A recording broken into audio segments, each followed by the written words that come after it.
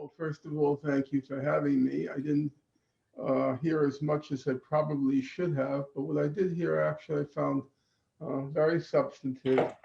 And in particular, the last speaker, I found it um, informative. I wasn't aware of the extent to which the transgender debate is causing internecine conflict. And I actually would like to get a copy of her intervention, which I can pass around to some friends of mine, because I happen to agree with her on this particular issue, but she articulated it with more urgency than I have been able to. I had a lot of trouble figuring out what to speak on today because I was originally going to do my usual exhortation based on John Stuart Mill's On Liberty and Bertrand Russell's writings on freedom of speech.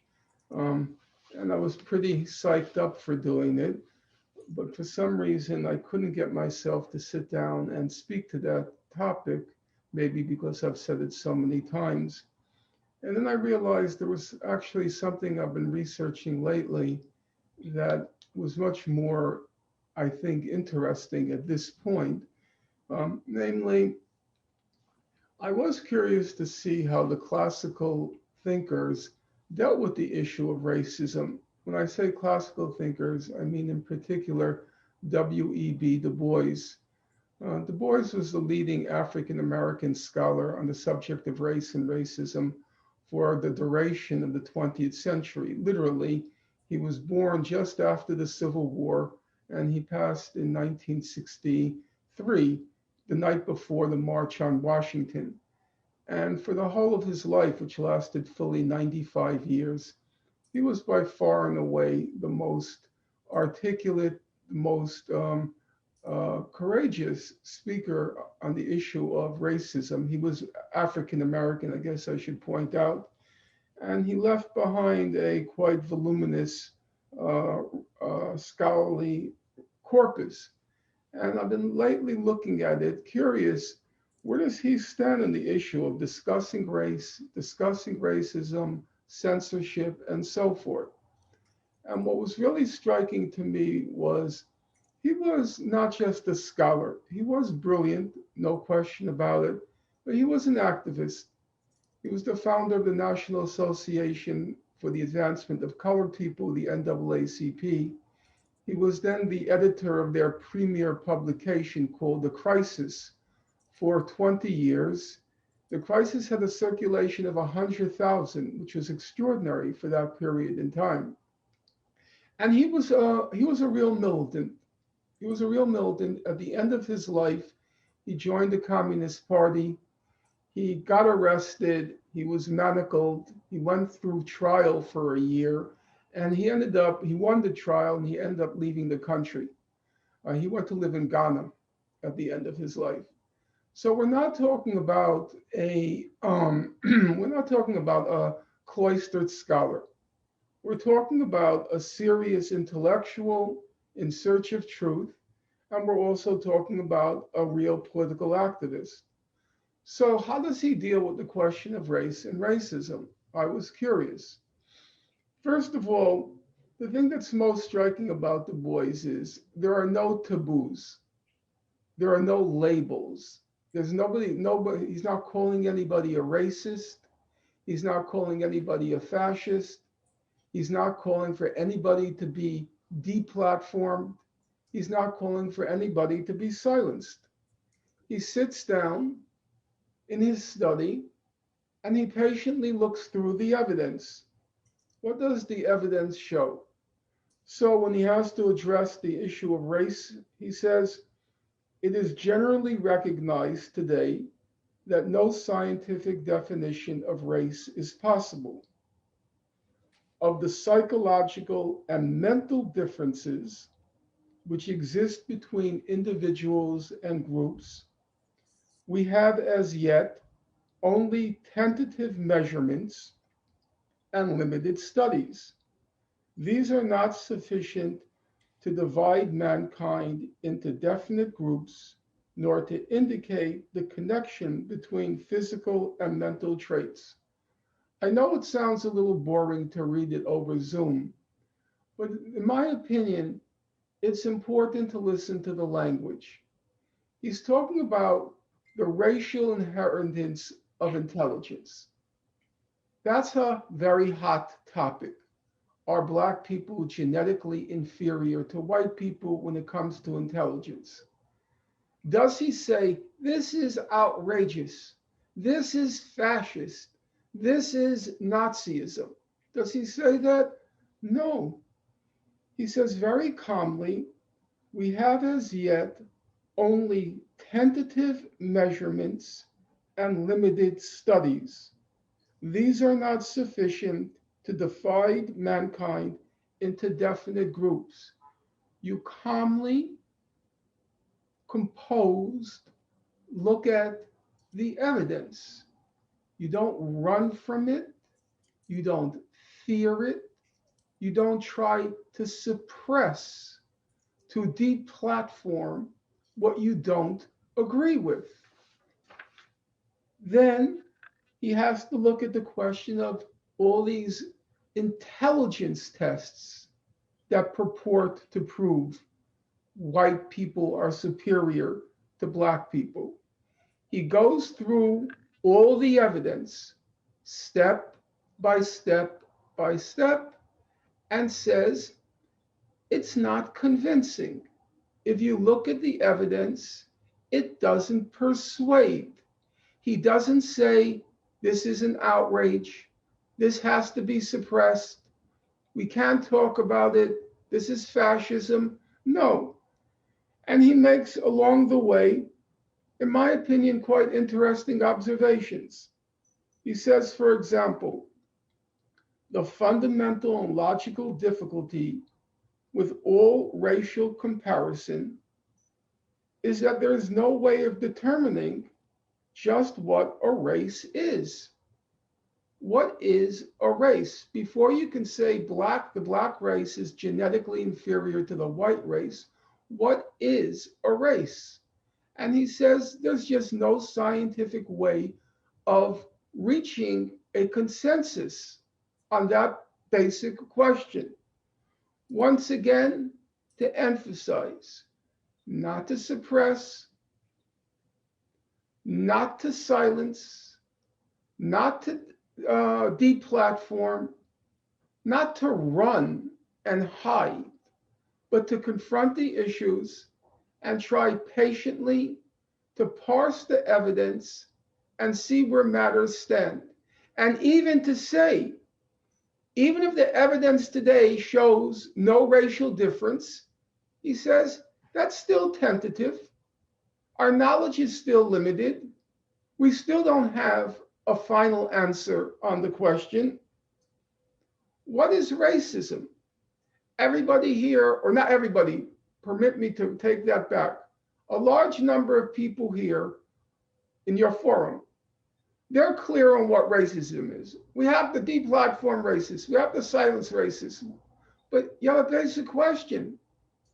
What is racism? Du Bois spent the whole of his life trying to figure out that question. He started out in 1900 thinking, well, racism is about ignorance. If I can show the world the truth, we can get rid of racism. Then he starts reading Marx and he comes to the conclusion, no, racism is more than about ignorance. He says, if you look at when racism began in the modern era, he says it begins in the first third of the 19th century to justify the slave trade and to justify slavery. He says it's about profits. But then he says, hey, we have a problem here. White and Black workers, they don't get along. In fact, the poor whites hate nobody more than Black people. So he says, we have a problem. Why is it if racism is just about capitalist profits, white and Black workers don't get along, they don't unite? And he says, well, that's a complicated question. First, he says, there's a natural human propensity to monopoly. White people want to monopolize the best jobs. So they don't want competition for black people. But then he says there's another problem. Black people are accustomed to lower wages than white workers. So black people tend to bid down wages. And so we have to keep them out of our jobs. But then he says there's a third problem. He calls it the psychic wage. White workers want to feel better than somebody. They have the desire to feel better. So they would rather get lower wages if it means black people will be below them. He calls it the psychic wage of capitalism, or the psychic wage of the working class. Then later in his life, he comes under the influence of Freud. And he says, you know what? We have to acknowledge it. There is a large amount of racism that's completely irrational. It's deep in our psyche, buried deep in our psyche, and it has no rational basis. For example, what he calls the racial sex jealousy. All of the lynchings that are occurring in the South based on the claim that black men are rapists and will rape our white women. And that whole racial sex jealousy, he says, it's not rational. It's deep in our psyche, deep in what he calls our folklore. The point being, the fight against racism is very complex. It's not an easy, just get rid of the ruling class, get rid of capitalism, and we'll abolish racism. No, it has many components. It's multivalent. In order to rationally try to address this topic of racism, you have to have full, frequent, and fearless debate. Now, there was one occasion in his lifetime of 95 years when he advocated censorship. One. The occasion was the birth of the modern film industry. The modern film industry is usually dated, its birth, with this film called Birth of a Nation.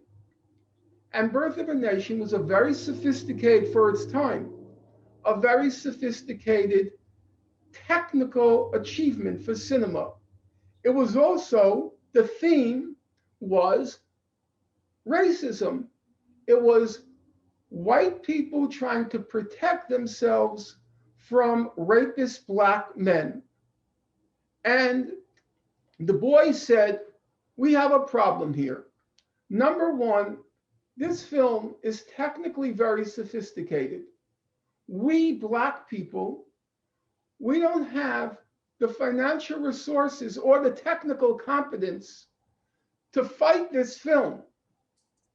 And number two, he said, this film is directly causing a large number of lynchings of black people. He says you could just look at the numbers. The numbers are going through the roof because of this film. And he said in this one single exception, I think we should fight for censorship. Now, he recognized he came into conflict with a lot of his friends over this. I would want to make 2 points. Number one, in his 95 years, this was the one single exception he made. He writes about it in his autobiographies. I recognize I made one exception here. It was the one single exception he made. And number two, I'm fully willing to acknowledge it was a complex issue for the reasons he laid out. And in fact, just in a personal note, I had an essay contest on my website. How would you answer Du Bois's arguments? I thought they were tough. They were tough, but it was one case. Otherwise, I'll leave off with one thing he said. In his most famous book, Black Reconstruction, he tries to address the question, why couldn't the South look forward, look to the future, not look backwards after the Civil War, and try to resolve this issue of race? And he said the reason the South was unable to do it was because of censorship. And I'll read, just a very brief paragraph. I'll just leave off there. He says, he's talking about after the Civil War, what's called the period of Reconstruction. Why was there no support for a forward-looking policy in the South among poor whites, among the white working class? He writes, in the South, there was absence of any leadership corresponding in breadth and courage to that of Abraham Lincoln. Here comes the penalty which a land pays when it stifles free speech and free discussion and turns itself over entirely to propaganda. He says, it does not make any difference at the time if the things you advocate are absolutely right. What Tony Greenstein, what David Miller advocate, they may be absolutely right.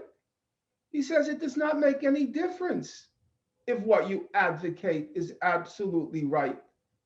He says the nation nonetheless becomes morally emasculated and mentally hogtied and cannot evolve that healthy difference of opinion which leads to the discovery of truth under changing conditions.